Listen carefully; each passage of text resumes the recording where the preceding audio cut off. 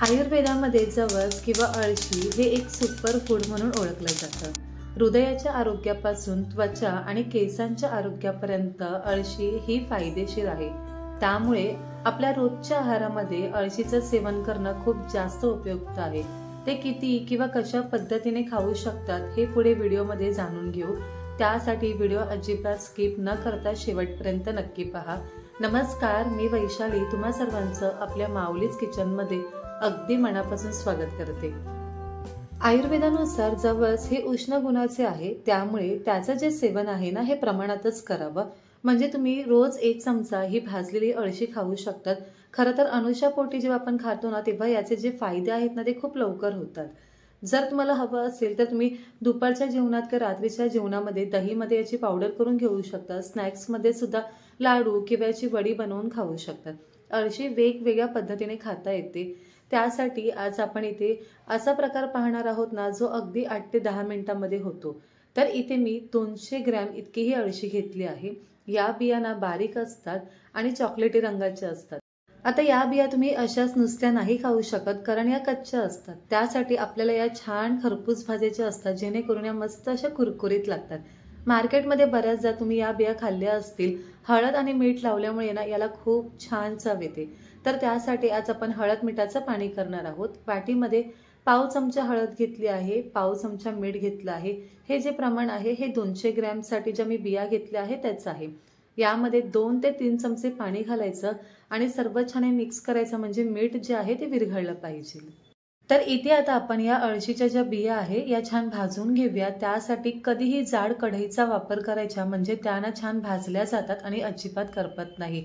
आता या बिया भाजण्यासाठी खूप जास्त वेळ लागत नाही, एक 7 ते 8 मिनिटं लागतात. फक्त मंद आचेवर तुम्हाला भाजायचे आहेत. तर हळद मिठाचं जे मी पाणी केलं आहे ते घालणार आहे, पण सुरुवातीला 2 ते 3 मिनिटं या बिया अशाच भाजून घ्यायच्या आणि त्यानंतर आपण जे हळद मिठाचं पाणी केलं आहे ते घालणार आहोत. म्हणजे काय होतं की प्रत्येक बियांना हळद मीठ व्यवस्थित लागली जाते आणि या बिया खाण्यासाठी खूप जास्त छान लागतात. तर या बिया आपल्याला किती भाजायच्या आहेत, तर याचा रंग बदलेपर्यंत किंवा या बिया छान कुरकुरीत होईपर्यंत. आणि ज्या या बिया भाजल्या जातात ना तेव्हा या छान अशा तडतड उडल्या जातात, म्हणजे समजायचं बी छान भाजली आहे. आता 2-3 मिनिटं झाली, हाताला चांगल्या गरम लागला ना की यामध्ये हे जे मी हळद मिठाचं पाणी केलं आहे ना हे सर्व घालून घेणार आणि त्यानंतर पुढे अजून 5 ते 6 मिनिटं या बिया छान भाजून घेणार. हळद मिठाचं पाणी घातल्यावर या बिया थोड्याशा ओलसर होतात, पण आता इथून पुढे या बिया आपल्याला अशा भाजायच्या आहेत जोपर्यंत त्या कुरकुरीत होत नाही तोपर्यंत. तुम्ही जर हे हळद मिठाचं पाणी सगळ्यात शेवटी घातलं ना तर बी लवकर भाजून जाते आणि त्यानंतरचं पाणी घातल्यावर ती करपू शकते. त्यामुळे सुरुवातीलाच 2-3 मिनिटं झाले की हळद मिठाचं पाणी घालायचं आणि तिथून पुढे बिया छान तडतड उडेपर्यंत भाजून घ्यायच्या. जसजशा या बिया भाजल्या जातात तसतशा त्या छान मोकळ्या होतात आणि अजिबात आपल्याला जाणवणार नाही की यामध्ये आपण हळद मिठाचं पाणी घातलं आहे. आता अळशी खाण्याचे काय फायदे होतात ते सुद्धा जाणून घेऊ. अळशीच्या या बिया उष्ण असल्यामुळे आपण जेव्हा याचं सेवन करतो ना तेव्हा वात, कफ, पित्त, सांधेदुखी, हाडाचा ठिसूळपणा किंवा वेदना किंवा जर सूज असेल तर ती कमी व्हायला मदत होते. स्त्रियांच्या आरोग्यासाठी हे फार विशेष महत्त्वाचं सुपरफूड आहे. हार्मोनल इम्बॅलन्समुळे होणारी काही लक्षणं सुधारायला या बियांचं सेवन केल्याने खूप जास्त फायदा होतो. त्याशिवाय ज्यांची पाळी अनियमित येते त्यांनी जर जवस खाल्ले तर त्यांची मासिक पाळी ही नियमित यायला मदत होते. या बिया फक्त जे प्रेग्नेंट आहे त्यांनी खायच्या नाही, कारण या उष्ण असल्यामुळे याचं सेवन प्रेग्नेन्सीमध्ये करायचं नाही. आणि सर्वात महत्त्वाचं म्हणजे आपल्या केसांसाठी आणि त्वचेसाठी जवस म्हणजेच एक रामबाण उपाय आहे. केस वाढण्यासाठी, चमकदार होण्यासाठी जवस खूप जास्त उपयुक्त आहे. ज्यांना वेट लॉस म्हणजेच वजन कमी करायचं असेल त्यांच्यासाठी या बिया खूप जास्त उपयुक्त ठरतात. जवस भूक कमी करते आणि यामध्ये असलेल्या फायबर्समुळे पोट आपलं भरलेलं राहतं आणि म्हणूनच आपलं वजन कमी होण्यासाठी मदत होते. जवसामध्ये भरपूर फायबर आणि इतर जे पोषण तत्व आहे यामुळे आपली पचनक्रिया सुधारते, आपली रोगप्रतिकारशक्ती वाढण्यास मदत. याशिवाय यामध्ये फायबर्स आणि जे पोषण तत्व आहे यामुळे आपल्या रक्तातील जी साखर आहे ती नियंत्रणात ठेवण्यास मदत होते. असे बरेच फायदे आहेत आपण जवस खाण्याचे. फक्त ते किती आणि कसे खायचे हे तर तुम्हाला सांगितलंच आहे. रोज 1 ते 1.5 चमचे तुम्ही हे जवस खाऊ शकतात. याचा लाडू सुद्धा बनवून खाऊ शकतात किंवा दहीमध्ये याची छान पावडर करून घेऊ शकतात. इतकंच नाही तर जवसाची चटणी सुद्धा तुम्ही बनवून घेऊ शकतात.